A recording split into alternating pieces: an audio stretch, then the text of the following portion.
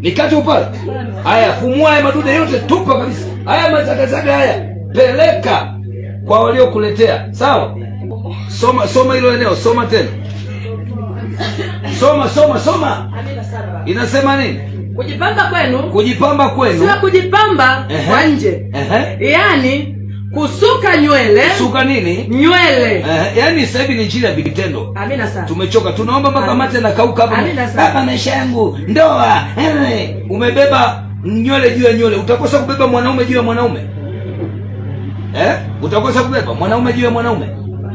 Mwanaume juu ya mwanaume utakosa kubeba. Sasa hivi injili ya vitendo, nimechoka. Ninahubiri siku. Endelea kusoma, inasemaje? Na kujitia dhahabu. Na kujitia nini? Dhahabu. Na kuvalia mavazi. Bali kuwa utu wa moyoni. Bali kuwa utu wa wapi? Wa moyoni. Usioonekana. Usioonekana.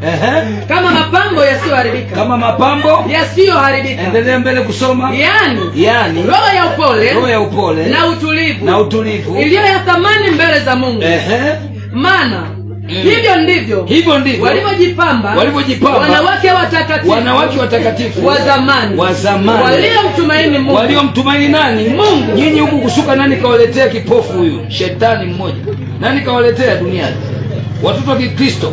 Alafu unaitwa Mkristo. Unaitwa nani? Unaitwa Mkristo, si ndio? Haya, sasa hapa hizi njoo fumue huyu.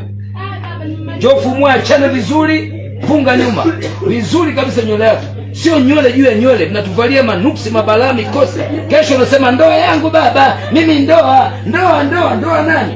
Ndoa nani? Haya, toa kabisa marude, fumu au nikate upala kabisa. Nikate upala. Haya, fumua haya madude yote, tupa kabisa. Haya mazagazaga haya, peleka kwa waliokuletea. Sawa? Nani mwingine amesuka hapo?